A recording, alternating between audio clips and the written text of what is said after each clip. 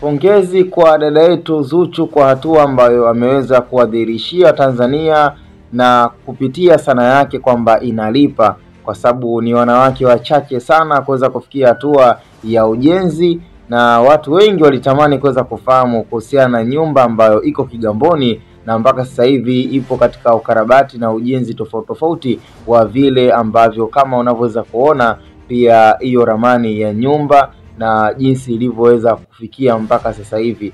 Watu walitaka kujua na walitamani sana kujua kwamba je, nyumba hiyo Zuchu ameweza kumjengea mama yake mzazi ama ni nyumba ya kwake. Lakini kwa taarifa za chini na hata kwa umbea na udako ambao tumejaribu sana kuweza kuhakikisha kabisa kwamba tunapata taarifa ya ukweli na uhakika kwamba Zuchu kwa hii nyumba ya Kigamboni ambayo yuko kwenye upande wa ukarabati wa hapa na pale ni nyumba ya kwake mwenyewe binafsi. Kwa hiyo kiuhalisia tunaweza kusema kwamba mziki unalipa, na katika listi ya wasanii wa kike ambao wamekuwa wakifanya vizuri na wakihakikisha kabisa kama maisha yao yanakaa vizuri basi ni Zuchu. Na hatujazoea kuweza kuona akiwa na posti ama kuweza kuweka zile show off za mitandaoni kuhusiana na maisha yake personal, lakini kwa hili pia tumeweza tu kulitafuta na kuligalambua, lakini yeye mwenyewe binafsi ni swala ambalo hakutaka liweze kuwa public, ila ni issue ambayo ilikuwa ni private kama sehemu ya personal lifestyle ambayo Zuchu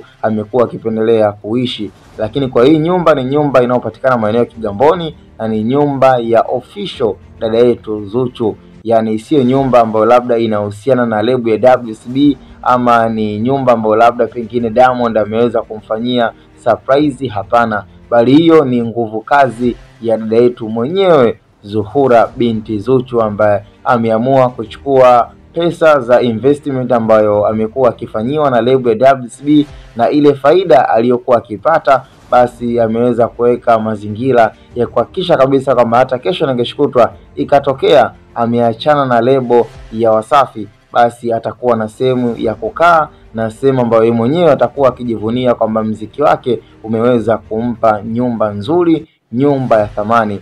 Kwa hiyo ni sehemu kubwa ya kuwaaminisha vijana kwamba inawezekana, hakuna kinachoshindikana. Kwa hiyo sio swala la kuweza kukata tamaa, na yoyote ambaye amekuwa akiingia kwenye mfumo wa kukata tamaa basi kiuhalisia inakuwa hairuhusiwi. Kukata tamaa ni mwiko, basi amini kwamba inawezekana. Kama Zuchu, mtoto wa Kibagamoyo, mtoto wa pwani ambaye alikulia katika maisha ya kuamini kwamba pengine angeweza kupata kazi ama ajira kwa kupitia maisha yake aliyoweza kuyasomea, lakini imekuwa ndivyo sivyo. Leo hii Zuchu hata vile vyeti alivyoweza kuvisomea katika sehemu tofauti, ameweza kusoma Kenya, ameweza kusoma India, lakini mwisho wa siku mziki wake na sanaa yake leo hii ndio imekuwa ni sehemu ya kumpa fursa kubwa na kumfanya aendeleze maisha yake kwa ubora zaidi na kutimiza ndoto zake. Kwa hiyo cha msingi tukutane kwenye comment, lakini